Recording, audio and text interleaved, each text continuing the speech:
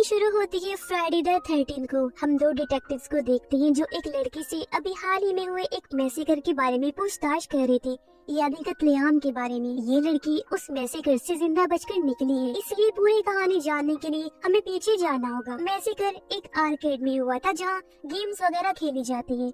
उसका मैनेजर था टिम और उसके साथ दो वर्कर्स थे, एक का नाम एलेक्स होता है। उन दोनों की शिफ्ट खत्म होने वाली थी, तभी टिम उन्हें आकर बताता है कि आज तुम्हें ओवर टाइम करना होगा। अभी पार्टी के लिए एक आखिरी बुकिंग आई है, 8 दोस्त आएंगे, पार्टी करेंगे, खेलेंगे, कूदेंगे और चले जाएंगे। इतना बोलकर वो थिएटर रूम में चला जाता है और आराम से बैठकर एक शॉर्ट फिल्म देखने लगता है। ये वही शॉर्ट फिल्म है जिसमें मिकी माउस पहली बार दिखाया गया है। फिर यहाँ पर मिकी माउस का एक मास्क भी रखा हुआ था जो टिम को पुकार रहा था। इससे टिम काफी डर जाता है, उसके हाथ से ड्रिंक कटे हुए तार पर गिर जाती है। बस तभी लाइट्स डेड हो गई और मास्क ने टिम को कंट्रोल करके अपनी तरफ बुला लिया। टिम ने वो मास्क पहना और अब ये किलर मिकी माउस बन जाता है, पागल मिकी माउस। मास्क पहनते ही इसके अंदर ताकतें भी आ गई, जो थी गायब होकर एक जगह से दूसरी जगह पहुंच जाना। इसी बीच एक वर्कर को लगा कि टिम अपने घर जा चुका है, इसलिए वो भी चली गई। अब पूरा आर्केड अकेली एलेक्स संभाल रही थी। थोड़ी देर वो भी एंजॉय करने लगी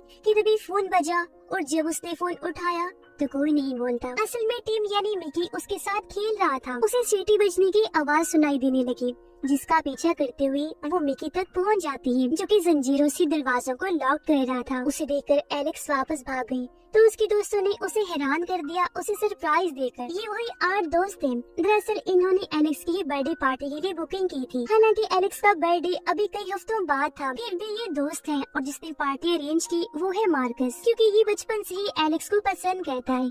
या मार्कस के साथ उसके बाकी दोस्त थे जिनकी भी एलेक्स के साथ दोस्ती थी। इसी बीच मार्कस के 2 दोस्त फिल्म देखने के लिए जा रहे थे और जाते जाते उसका दोस्त बोलकर जाता है, I will be right back, मैं वापस आ जाऊंगा। ये सुनकर मार्कस हंसने लगा, क्योंकि हॉरर मूवी में ऐसा नहीं बोलना चाहिए, क्योंकि हॉरर मूवी का रूल है कि जो ऐसे बोलता है वो वापस नहीं आता। उस दोस्त के साथ होता भी ऐसे ही है। मिकी ने उन दोनों दोस्तों की जान ले ली जो मूवी देखने गई थी। खैर यहाँ से खून होना शुरू हो जाती है। जिस चाकू से केक काटा गया वो गायब हो चुका था, बाकी चाकू छुरियां भी गायब हो चुके थे और बाहर जाने का रास्ता भी चेन से लॉक कर दिया गया था। इस घबराहट के माहौल में अगला नंबर एक और दोस्त का लग गया।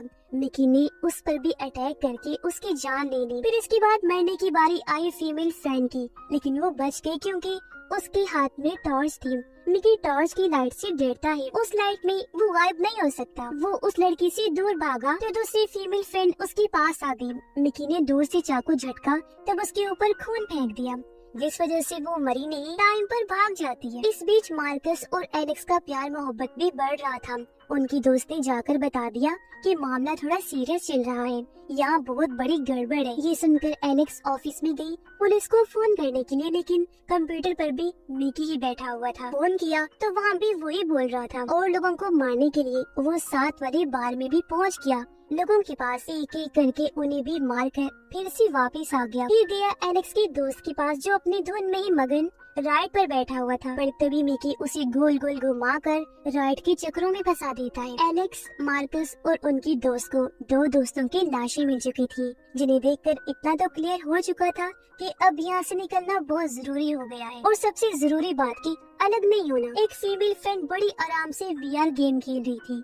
तो मिकी माउस आकर उसके साथ भी अजीब तरीके से छेड़छाड़ करने लगता है। इधर ये तीनों दोबारा मेन एग्जिट तक पहुंच गए, लेकिन मिकी पहले से बाहर खड़ा था। तब ये प्लान बनाती है कि फायर अलार्म बजा देंगे तो फायर ब्रिगेड बिना फोन किए ही आ जाएंगे और हम सब बच जाएंगे। लेकिन ये प्लान बनाते ही अपना अलग ना होने वाला रोल भूल जाते हैं। एलेक्स इनसे अलग हो जाती है। उसने अकेले जाकर अलार्म बजाया, लेकिन मिकी ने उसके सामने ही उसकी एक दोस्त का गला काट कर बुरी तरह उसकी जान ले ली। इसी बीच मार्कस ने स्पीकर पर बोल दिया था कि छत की तरफ भागो, फायर ब्रिगेड आती होगी। तो 2 दोस्त उसी तरफ भागने लगे, लेकिन रास्ते में मिकी ने लड़की की टांग पर कट मार दिया और दूसरे दोस्त को तो जान से मार डाला उसने।